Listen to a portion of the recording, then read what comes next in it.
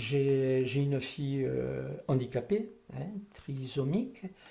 Au niveau parental, c'est toujours assez difficile d'avoir un enfant handicapé, donc il faut être déjà très fort dans le couple, ce qui est mon cas et celui de mon épouse, parce qu'il y a beaucoup de divorces dans les mois, voire dans les 3 ou 4 ans qui suivent. Malheureusement, bon, bien souvent, c'est les maris, les papas qui partent lâchement. Ce que je dirais, mais bon, voilà, c'est comme ça. Parcours à l'époque très difficile, dans le sens où, bon, c'était pas très connu.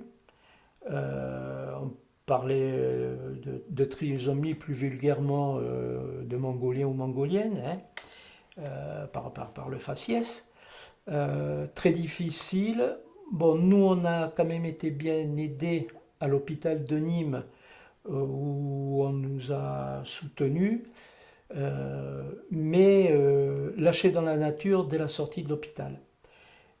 Comme il fallait faire du clapping, puisque les trisomiques ont des difficultés, hein, donc on allait chez un kiné à Nîmes qui était spécialisé, qui était formidable ce garçon, parce qu'il faisait plus garderie encore que kiné.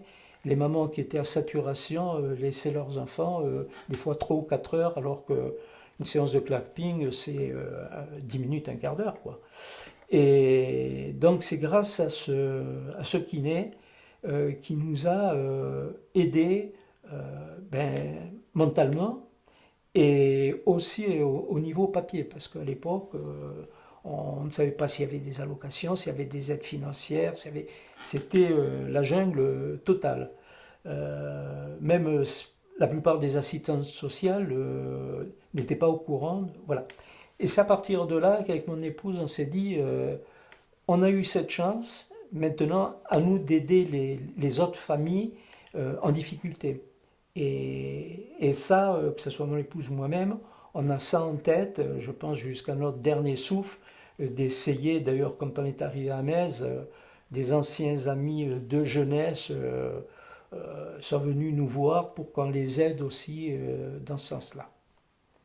Mais par contre, je dis, pour les familles qui ont des enfants handicapés, c'est un réel plaisir et bonheur. Ça nous amène d'autres choses, ça nous rend très forts, mais ça nous amène de l'amour que je pense que certains parents ne l'ont pas avec des enfants, entre guillemets, dits normaux.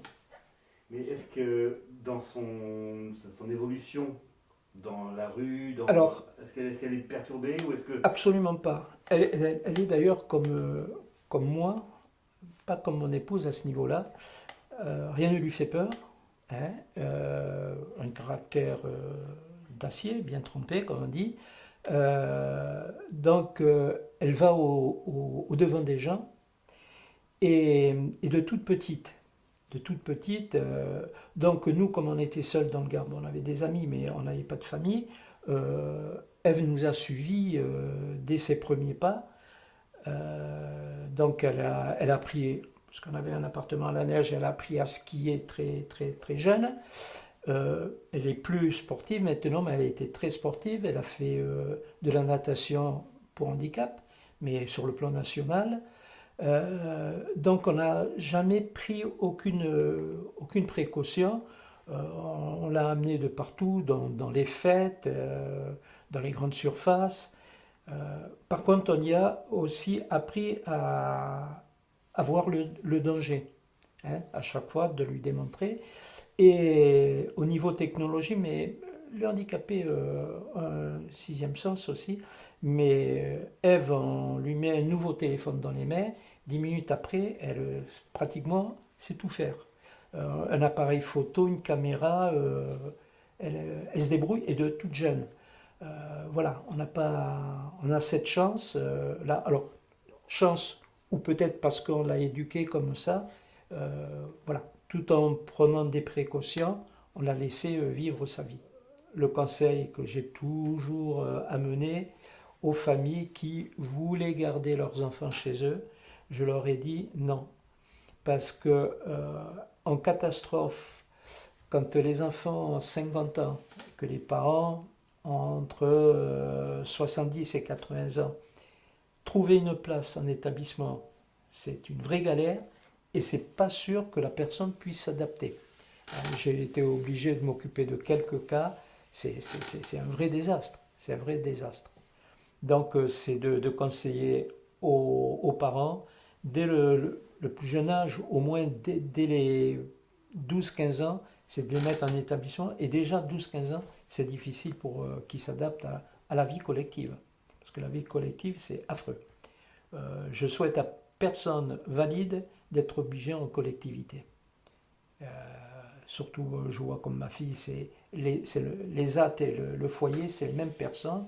Donc ils sont ensemble toute la journée, le soir, que la nuit, bon, donc c'est très difficile à vivre. Et là, bon, elle était en IME dès l'âge de 8 ans, mais elle a été en école primaire,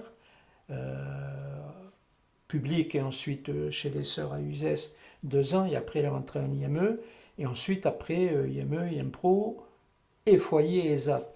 Et elle se débrouille toujours. Ça fait presque 8 ans. On lui a appris de Saint-Martin-de-Lande à prendre le bus jusqu'à Montpellier. Ensuite, de prendre le tram jusqu'à la place de la Comédie, de descendre et de reprendre un autre tram jusqu'à Saint-Jean-de-Védas. Et là, on la récupère. Je veux dire, voilà, on a pris des risques, c'est sûr, mais on y a pris. Alors au début, en le faisant le trajet avec elle, et ensuite en surveillant. La première fois, à la place de la Comédie, j'étais planqué derrière le bassin, surveillé comment on allait se débrouiller. Voilà, donc on a cette chance, oui. Mais aussi mettre en garde certaines familles, alors qui par contre veulent trop lancer leurs enfants dans la vie normale. Avec mon épouse, on a toujours dit, on a une personne handicapée, on l'aura toujours. D'accord? Et une personne handicapée peut faire beaucoup de choses, mais ne peut pas tout faire. Et je prends toujours l'exemple le plus bête, c'est, et on a eu l'exemple, puisque ma fille a fait de la danse classique, même très jeune, c'est l'exemple de l'enfant, garçon ou fille, qui va aller jouer dans une équipe, mettons, de foot, où l'équipe, que ce soit les dirigeants ou les enfants, accepte la personne handicapée, on lui met un beau maillot, on lui met les chaussures et tout, mais à l'entraînement, il en fait plus ou moins partie, et à tous les matchs, il est sur le banc de touche, et il ne touchera jamais un ballon, parce qu'il risque de perturber le match ou de faire perdre le match. Je dis, moi, ces familles-là, votre enfant n'a pas lieu d'être dans ce club-là. Ma fille, donc, je crois qu'elle a commencé à 4-5 ans, de la danse classique, jusqu'à 12 ans, ça a été très bien. Elle avait un super professeur, mais elle restait toujours à faire les mêmes pas, et avec des petits de 4 à 7-8 ans. Et Ève, elle en avait une douzaine d'années, donc les plus petits, ils la regardaient d'un certain œil.